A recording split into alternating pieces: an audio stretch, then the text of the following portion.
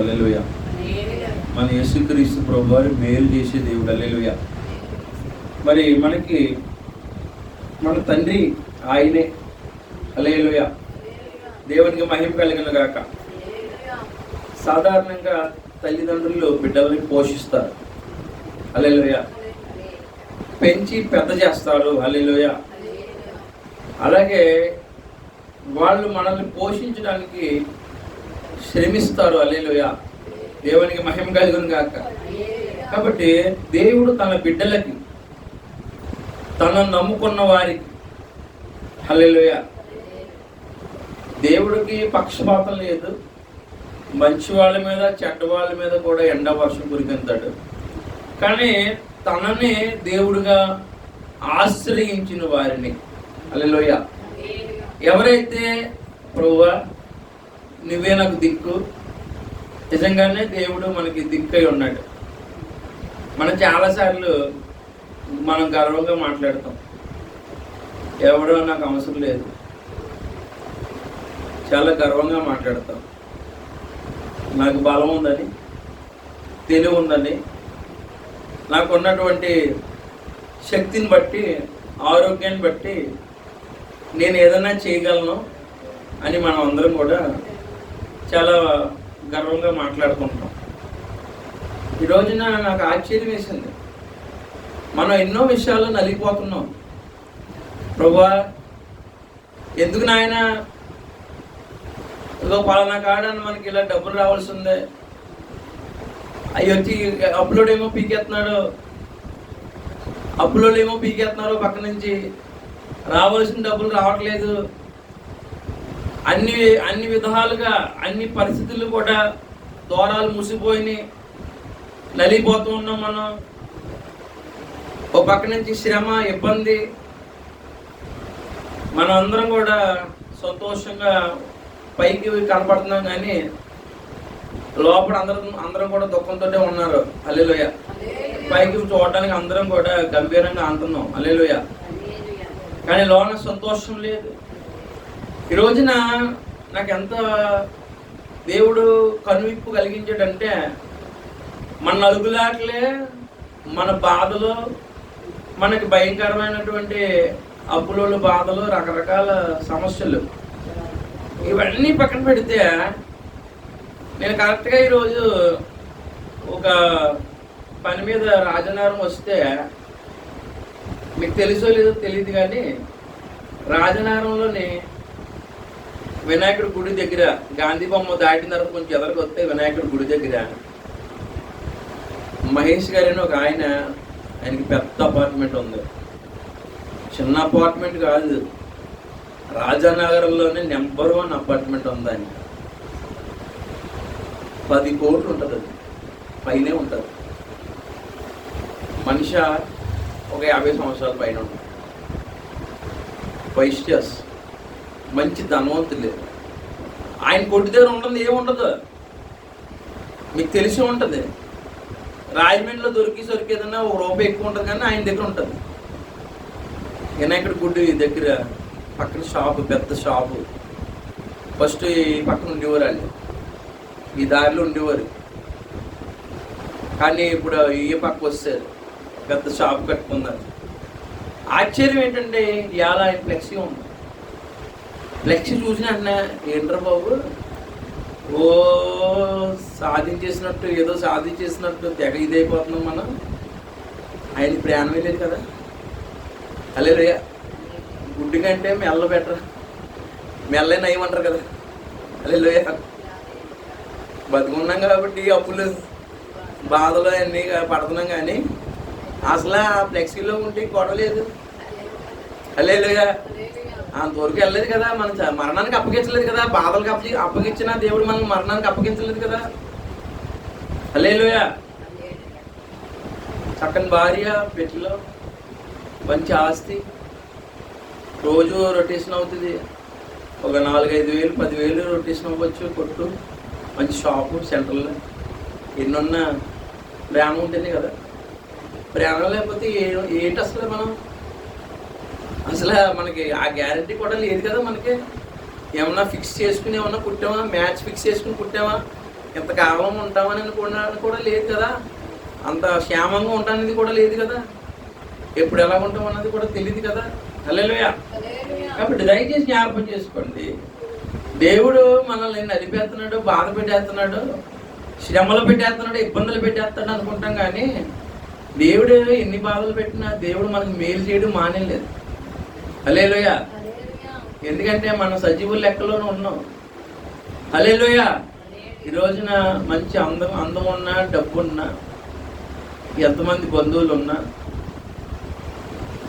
ఆయుష్తో ఉంటేనే, ఆరోగ్యంతో ఉంటేనే, క్షేమంగా ఉంటేనే. హల్లెలూయా. కాబట్టి యెహోవా నా కాపరి, నాకు లేమి కలగదు, పచ్చికల చోట్ల ఆయన నన్ను పరుండ చేస్తాడు, శాంతికరములకు జలముల యొద్ద నన్ను నడిపిస్తాడు. హల్లెలూయా. దేవుని మహిమ. నా గిరి నిండి పొర్లుతుంది. ఒక రోజు నీకు అలాగ అనిపిస్తుంది అంతే. దేవుడి సమయం వస్తుంది, దేవుడు దాని బిడ్డలు ఇడిచిపెడతాడా? ఒకరోజు యేసుప్రభు వారు పేతురు ఉన్నారు. యేసుప్రభు వారు సర్వసంపన్నుడు, లోకం అంతా ఆయనదే, ఆయన ధనమే కొద్దిగా ఉంటుంది చెప్పండి అసలు. కానీ ఈ లోకానికి ఎలా వచ్చాడు? ఆయన దరిద్రుడిగా వచ్చాడు. మన దరిద్రం పోగొట్టుకోవడానికి ఆయన దరిద్రుడిగా వచ్చాడు. మరి లోకంలో పన్నులు కట్టాలి కదా. ఆ రోజుల్లో మనుషులు కూడా పన్నులు వేసేవారంట, కైసరు పన్ను చెల్లించాలి. పేతురు గారికి, యేసుప్రభు వారికి పన్ను కట్టండి అని ఆఫీసర్ వచ్చాడు. అప్పుడు యేసుప్రభు వారి దగ్గర డబ్బులు ఎలా వస్తాయి?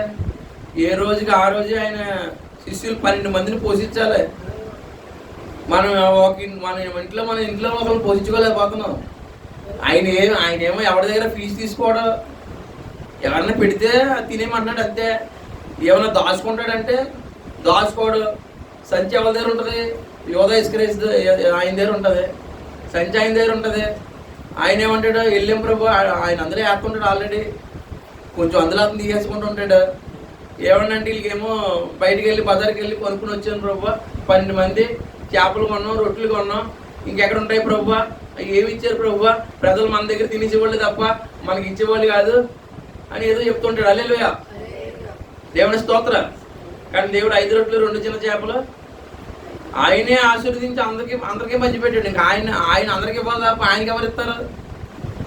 ఇప్పుడు పన్నుడు వచ్చాడు, ఆఫీసర్ వచ్చాడు, కట్టాలంటున్నాడు. ఏం చేయాలి?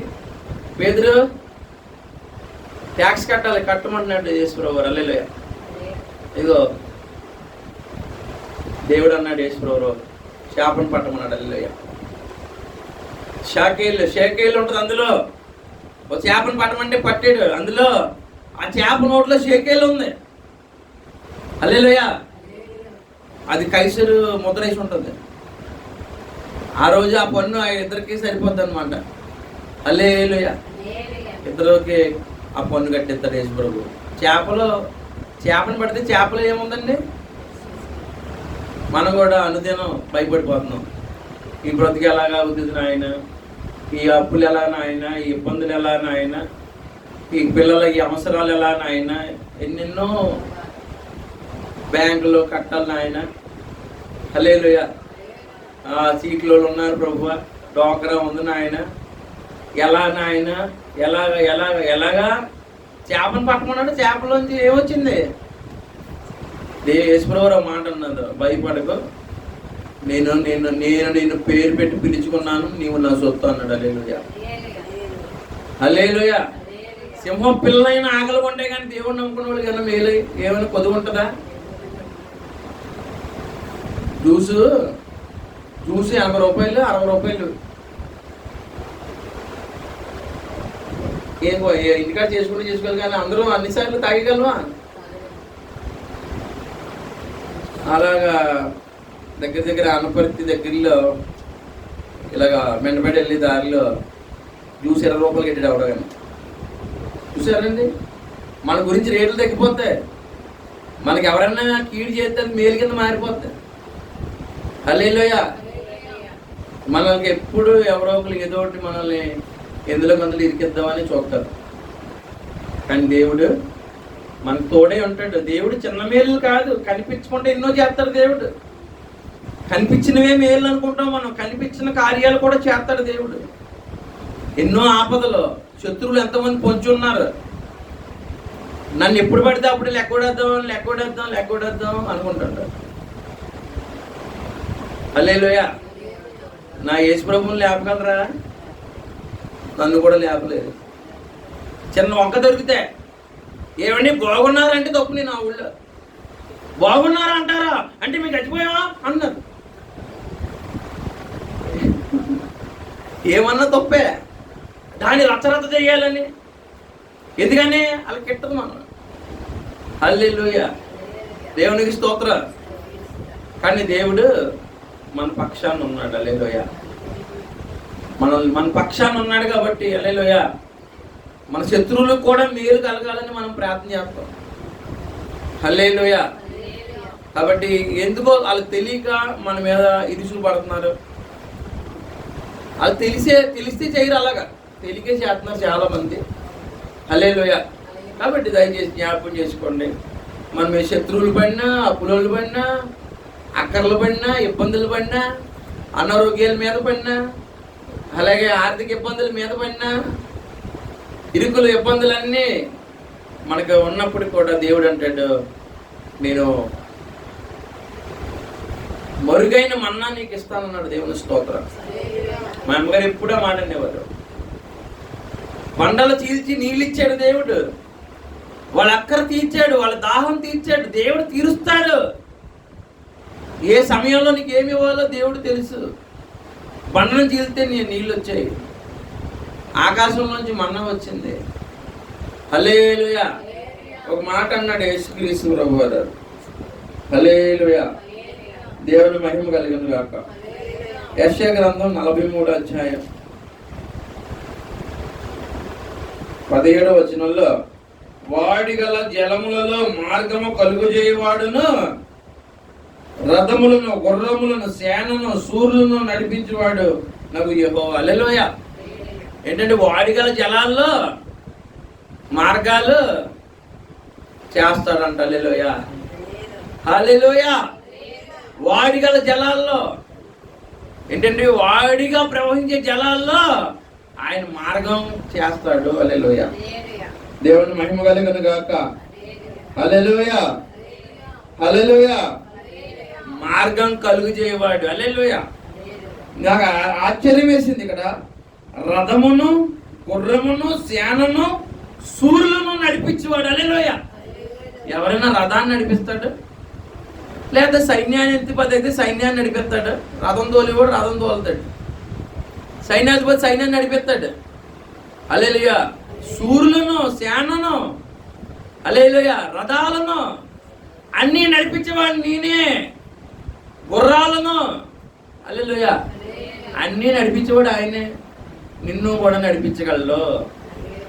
కాబట్టి పరిస్థితులు మనకి అనుకూలంగా లేనప్పుడు ప్రభు అన్నాడు, భయపడకు, నువ్వు నా సొత్తు, నువ్వు నాకు ఇష్టరాలివి, అందుకే నువ్వు గనురాలు అయ్యో, నువ్వేం భయపడకు. ఉదయాన్నే మనకు బాధ వచ్చినా సాయంత్రానికి ఆనందం ఇస్తాడు దేవుడు. మనల్ని ఎన్నడూ ఎడనాడు యేసు ప్రభు. హల్లెలూయా. హల్లెలూయా. దేవుని మహిమ కలిగిన గాక.